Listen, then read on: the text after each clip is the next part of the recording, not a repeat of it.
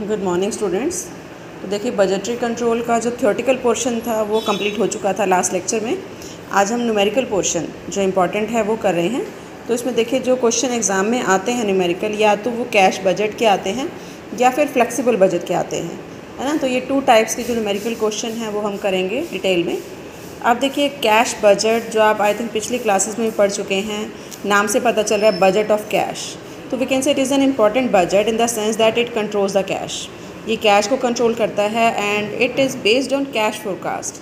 ये cash forecast और cash estimate पर बेस्ड होता है, जो हमें इंफॉर्मेशन देता है कि कैश कहाँ से आया, कहाँ गया, है ना, और कितने कैश की रिक्वायरमेंट होगी, उस रिक्वायरमेंट को हम कैसे पूरा करेंगे, है ना। तो जो फ़ंड अवेलेबल हैं वो रिक्वायरमेंट को पूरा करने के लिए सफिशेंट हैं या नहीं। अगर सफिशेंट नहीं हैं तो उनकी अरेंजमेंट कहाँ से की जाएगी और कब उनकी रिक्वायरमेंट होगी। तो एक स्टेटमेंट बनाई जाती है, स्टेटमेंट ऑफ कैश फोरकास्ट, वो बनाया जाना चाहिए, जिसमें कैश इनफ्लो और cash outflow. Inflow just like cash sale है, receive from trade debtors, loan received, है ना, और sale of capital asset, credit collection, कहीं से भी कैश की इनकमिंग हो रही है तो उसको आइडेंटिफाई किया जाता है। एंड जो कैश जाता है, जस्ट लाइक कैश परचेज है, ट्रेड क्रेडिटर्स है, wages, salary, repayment of loan, purchase of asset, interest payable, इन सबको भी आइडेंटिफाई किया जाता है। और स्टार्टिंग में ही ये एस्टिमेट लगाया जाता है कि हमें कैश की रिक्वायरमेंट कितनी होगी। जैसे आपने कोई कैपिटल नेचर का एक्सपेंडिचर करना है तो ऑब्वियसली कैश की रिक्वायरमेंट ज़्यादा होगी, तो आपको उसको अरेंज करना होगा, है ना, ताकि जो बिज़नेस है वो काफ़ी स्मूथली चल सके। तो उसके लिए जो है वो कैश बजट बनाया जाता है, जिसको हम कैश फोरकास्ट भी कहते हैं। तो देखिए, कैश बजट को बनाने के 3 मेथड्स हैं। सबसे पहला method is very very important, receipt and payment method, है ना। इसमें क्या किया जाता है, ये शॉर्ट टर्म बजटिंग के लिए मेथड यूज़ किया जाता है।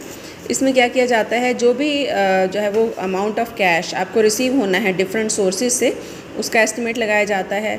फिर जहाँ पेमेंट होनी है, जिन सोर्सेज में पेमेंट होनी है, जहाँ जहाँ आपने करनी है, जस्ट लाइक क्रेडिटर्स को करनी है या वेजेस की पेमेंट करनी है, उसका भी एस्टिमेट लगाया जाता है। उसके बाद एक स्टेटमेंट बना ली जाती है, रिसिप्ट की भी एंड पेमेंट की भी। जो भी एक्सपेंडिचर होने हैं वो भी लिख लिए जाते हैं, जो भी इनकम हानि है वो रिसिप्ट में लिख ली जाती है। ओपनिंग बैलेंस जो कैश का हो वो भी उसमें ऐड कर दिया जाता है। फिर ये देखा जाता है कि जो डिफरेंस है रिसिप्ट और पेमेंट के बीच में, वो आपका बैलेंस ऑफ कैश पॉजिटिव भी हो सकता है और नेगेटिव भी हो सकता है। पॉजिटिव है तो इट्स ओके, फिर आपको अरेंज करने की ज़रूरत नहीं है, लेकिन अगर नेगेटिव है तो यू हैव टू अरेंज। आपको बैंक ओवरड्राफ्ट लेना होगा या शॉर्ट टर्म लोन लेना होगा, मतलब कहीं ना कहीं से उसको अरेंज करना होगा। तो this is the first method. अब देखिए, ये आपको परफॉर्मा दिया हुआ है। सबसे पहले ऊपर कैश बजट या कैश फोरकास्ट आप लिख सकते हैं, receipt and payment method, short term cash budget, है ना। अब यहाँ पर देखिए, सबसे पहले आएगा आपका ओपनिंग बैलेंस, कि आपका जो भी ओपनिंग बैलेंस है वो लिख लिया जाएगा। फिर आपकी जो जो रिसीप्ट रेगुलर होती हैं, जैसे लाइक कैश सेल आपकी होती है, ट्रेड डेटर्स हैं, लोन रिसीव्ड, कि आपने कोई लोन रिसीव किया है वो आ सकता है, कोई कैपिटल एसेट आपने सेल की है, या अदर रिसीप्ट, कोई भी रिसीप्ट अगर आपकी हुई है तो वो यहाँ आएगी। फिर इसमें से हम पेमेंट को माइनस कर देंगे, जैसे कोई क्रेडिटर्स की पेमेंट आपने करनी है, कैश परचेज है, वेजेस एंड सैलरी है, these all are estimates.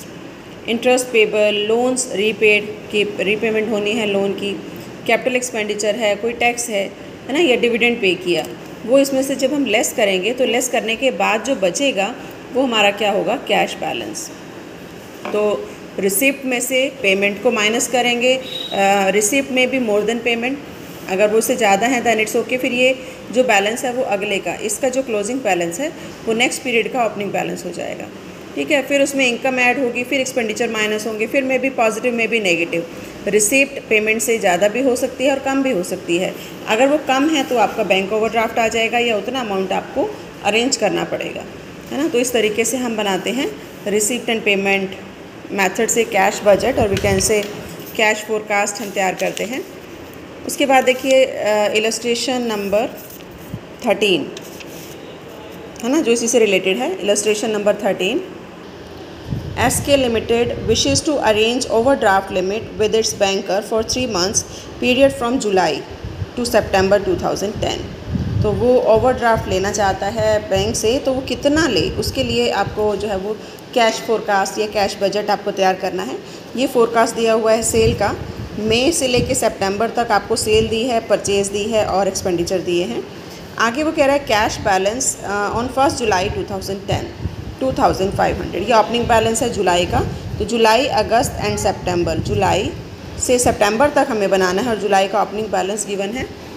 Next देखिए 50% ऑफ द सेल, कि सेल जिस महीने में हो रही है उसका 50% are realised in the month following the sale. जिस महीने की सेल है उससे अगले महीने में 50% रियलाइज़ हो जाता है। All sale are credit sale, ये देखिए 4th point, all the sale are made on credit basis, credit basis पर है, लेकिन जो सेल हुई जिस महीने में हुई उसका 50% तो नेक्स्ट मंथ में मिल जाएगा एंड द रिमेनिंग 50%, बाकी जो 50% बचा वो उससे अगले महीने में in the second month following, उससे भी नेक्स्ट मंथ में मिलेगा। एक तो ये पॉइंट ध्यान रखना है। एक इसने कहा सप्लायर्स, जो क्रेडिटर्स हैं जिनसे आपने मटेरियल परचेज़ किया है, will be paid in cash in the month of purchase, जिस महीने में परचेज़ किया है उसी महीने में उसकी पेमेंट होनी है। नेक्स्ट पॉइंट है all the sale are made on credit basis, कि सारी सेल क्रेडिट बेसिस पर है।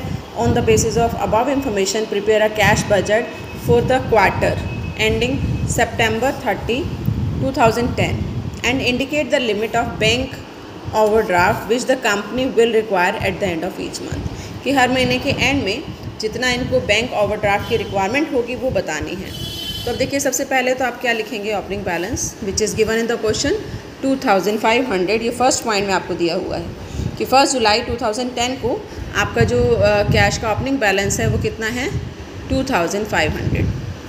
उसके बाद देखिए नेक्स्ट हम क्या लेंगे, रिसिप्ट में कलेक्शन फ्रॉम डेटर्स। अब देखिए डेटर्स जिनको आपने सेल की, ये देखिए सेल का अमाउंट, मई में जो सेल हुई 18,000।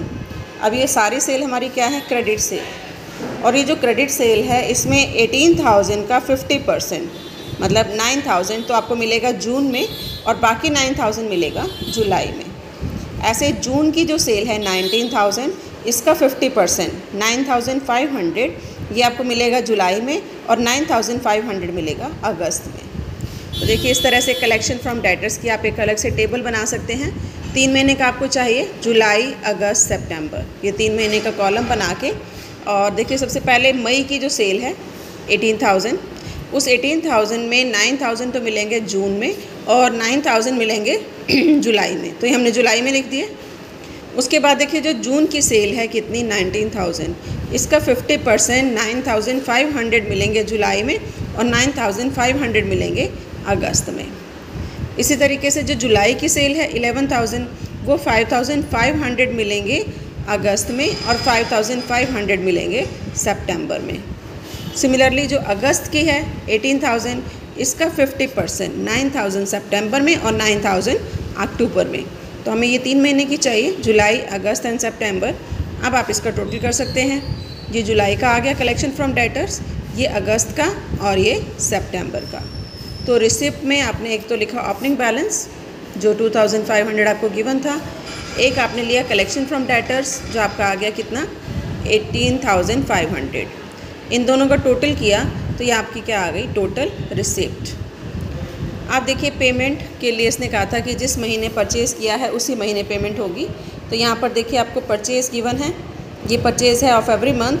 तो आप ये देख सकते हैं जुलाई की कितनी परचेज़ है, 24,000, तो ये 24,000 यहाँ पर आप लिख देंगे। ऐसे ही अगस्त की कितनी परचेज़ है, 25,000, सितंबर की 27,000। तो ये एज इट इज़ आपकी 24, 25, 27 ये आपकी आ जाएगी। उसके बाद एक्सपेंडिचर नथिंग इज़ गिवन, तो ये भी हम यही मानेंगे कि जिस महीने का एक्सपेंडिचर है उसी महीने में पेड है। तो ये 1100, 1000 और 1500 ये यहाँ पर मेंशन कर दिए जाएंगे। उसके बाद इसका टोटल आप लेंगे, टोटल पेमेंट आपकी हो गई 25,100, 26,000, 28,500।